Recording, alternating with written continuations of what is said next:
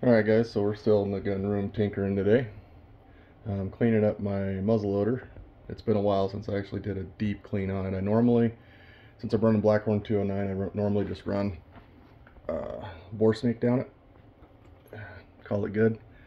But it's had powder sitting in it for a while and I want to get the barrel all scrubbed out real good. I'm also going to be switching over to, one of the reasons why, is I'm going to switch from these Power Belt ELRs to these new Hornady bore driver ELDX bullets.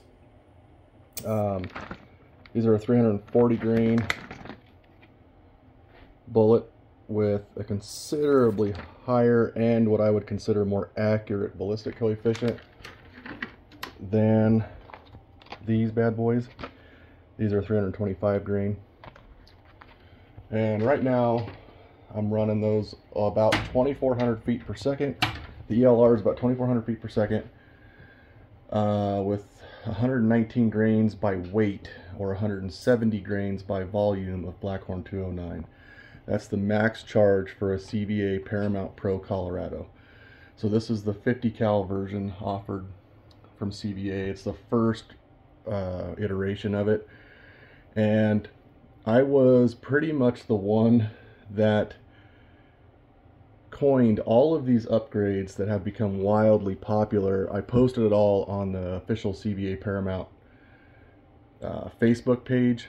For some reason, I'm locked out of that page. I have to log into a different account to get in it. I do not know why. I'm Facebook friends with one of the CVA representatives, and he can't figure out why I'm locked out of it. So, but if you go to that page and look up Rack Pack, you'll see I was about the first one to do a lot of this. I just watched a video where they were doing a muzzleloader comparison, and the guy had done all the same stuff that I had done minus the cheek riser. But he did, so I'll break this down for you. Initially, this comes with a rear sight that is a giant pile of shit. It's a slider type sight. You have to mount it to the holes that are in the receiver. So if you want to switch to an optic, you don't have that option.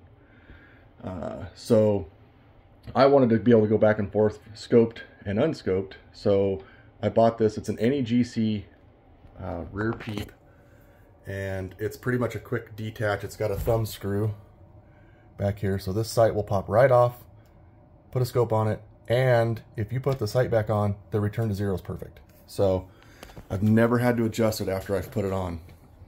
The front sight in these is pretty cool and unique. It's a Williams, the sight package is from Williams. I think it's like the Western Hunter. I can't remember what the actual sight package is. You can buy it from Williams, but it comes with some neat inserts. I don't know if you can see that, but it's almost got a ballistics plex reticle in there, and it works very well. Since I did all this, they have upgraded this muzzleloader. Their new line of Paramount Pro Colorado has a Williams adjustable rear peep. I think it still bolts to the receiver, but yeah, I think it's got a new rear sight. So you still have to do the scope bases if you want to put a scope on it. These do come with a Trigger Tech trigger, and I actually had this made for me.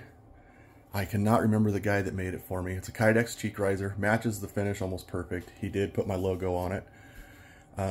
You have to have that to run an optic on this. The comb height is way too low to run any kind of optic on this. So I had him make me this, and it works great. Now, the new, I think they're using Graybow stocks or something on them now. This is actually a Graybow stock, but it's got an adjustable cheek riser. So I made a lot of these complaints / suggestions to CVA when this came out, and they changed a lot of it. I don't think I got any credit for it, but but all in all, this is a really fun rifle. It performs very well. I've taken it out to 300 yards, open sights, and 600 yards with an optic on it. I have a Razor Gen 2, or no, sorry, a Vortex Viper PST Gen 2 that I swap on this. Right now it's on my 224 Valkyrie, but I think I might take advantage of some of the Black Friday sales that are out there and get a scope specifically for it. I found a Burris XTR2 3 to 15 power on Euro Optic last night that's down to like $500 or $600. It's pretty cheap. And I can actually get a Vortex Viper PST Gen 2 pretty reasonable too, but I think they're MOA. So, but yeah, and I've got one of the things I started out with too on this, if I can find them here. Oh, I got muzzle brakes for this thing. I just don't know what I did with them. Yeah, they're hiding in here somewhere. I thought they were right there, but... Oh, here they are. So I've got the... This is the muzzle brake from CBA. Thread on, clamp on.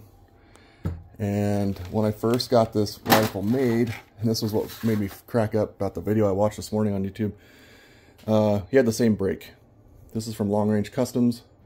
It's their muzzleloader Rex 2. I, unfortunately, was getting belt strikes with this, so the power belt was hitting the brake and causing some accuracy issues. So I'm going to try the CBA. I've only shot this on the gun once, but I'm going to try this with the bore driver and see if they've corrected their issue. They had some problems with these brakes doing the same thing. The only thing I'm a little concerned about is the hole size ain't much different on the very last, you know, like on the crown, the muzzle end. The baffles are huge through it, but then that last hole.